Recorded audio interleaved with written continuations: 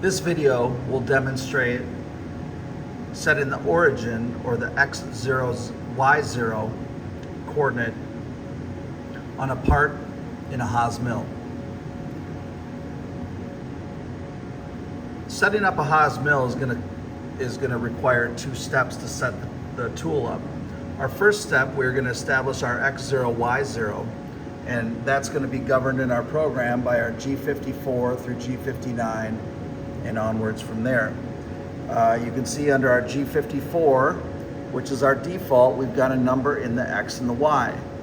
Like the lathe, these numbers establish the distance from the machine home position to our part 0 position, wherever we choose that to be. In this case, we're going to pick this front corner and we're going to establish those numbers, so now the machine knows that this will be our X0, Y0, and that's where our program numbers are going to come from.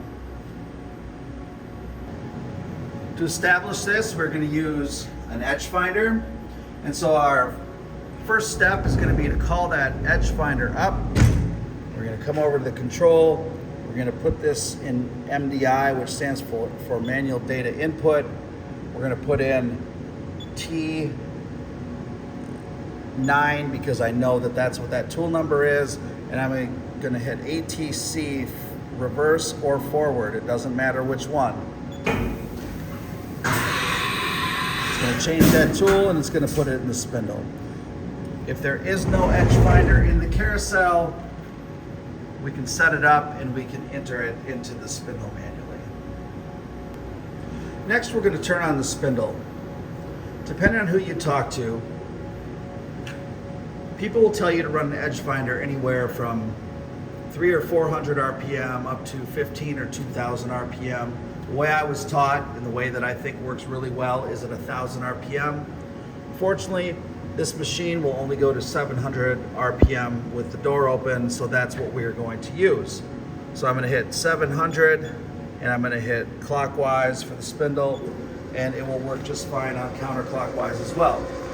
You can see that an edge finder spins eccentrically, which means that this part does not spin always even with the main body, and that's what's going to find the edge of our part. Obviously, I don't recommend touching the spindle on any other tool.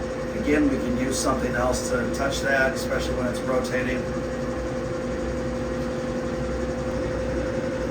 So to find this corner, to establish our X direction goes this way, our Y direction goes front to back this way.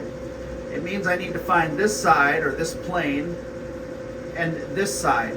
Where those two planes intersect is going to be our X0, Y0. So the first thing I'm going to do is I'm going to bring this tool down and I'm going to pick up or find this side of the part first. So you can see my tool now is very close to the part. It's spinning out around or eccentrically, and now I need to find that corner or that side of the part.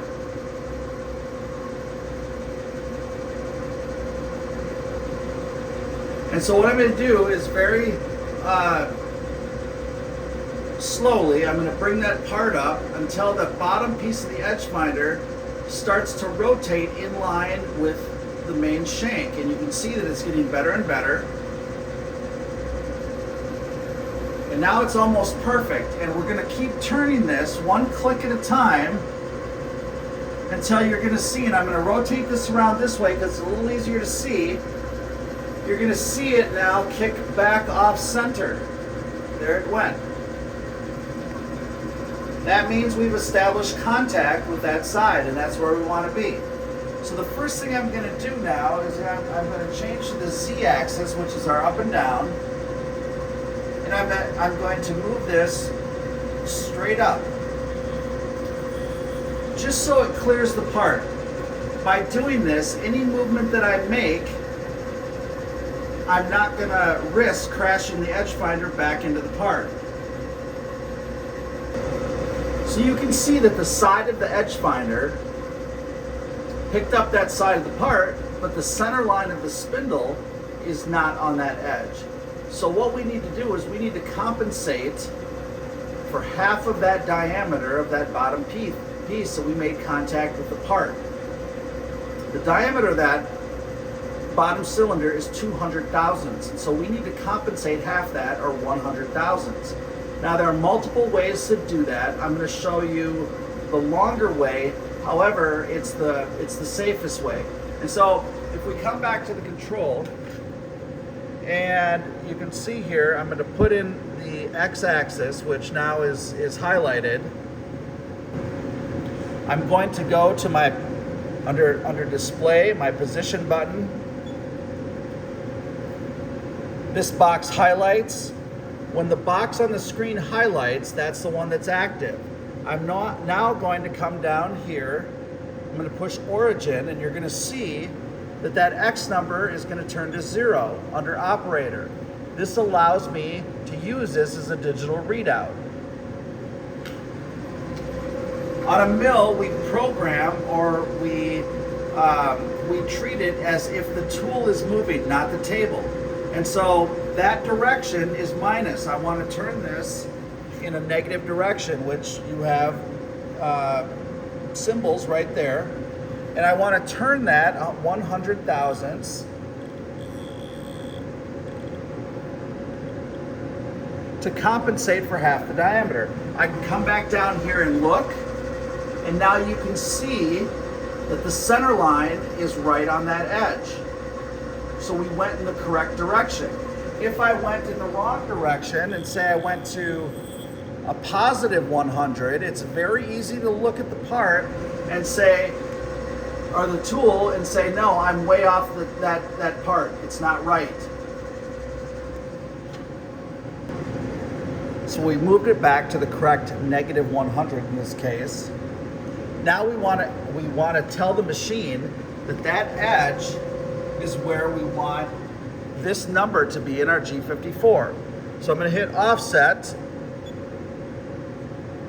The tool offset lit up. I want to hit offset again, and there's our work 0 offset page that's lit up.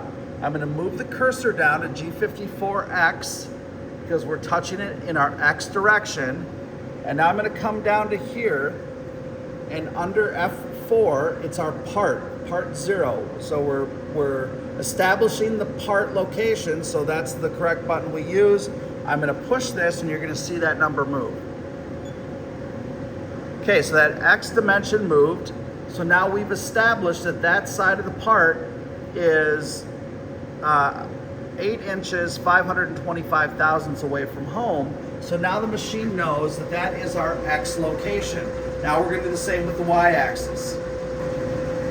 Okay, I've moved the tool into position. We're on the front side of the part, so to make contact with the part, I need to move the tool in the positive direction.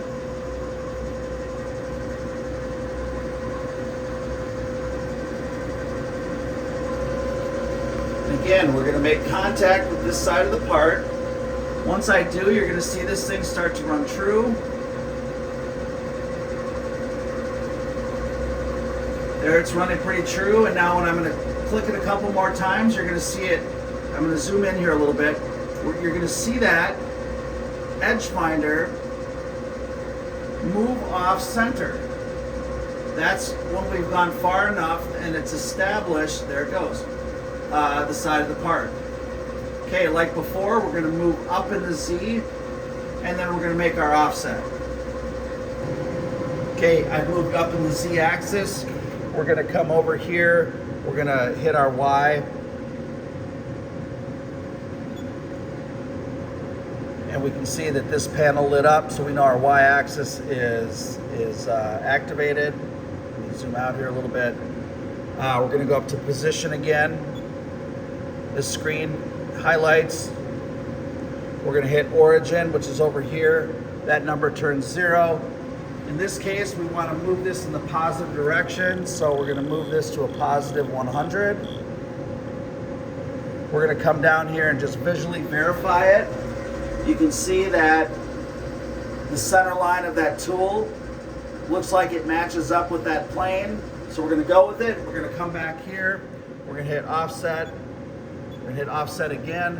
You can see our cursor's already in the correct column and under the G54. And now I'm gonna hit our part set 0 under our F4 button. And you're gonna see that number change. And it did. And now we've established our X and our Y0.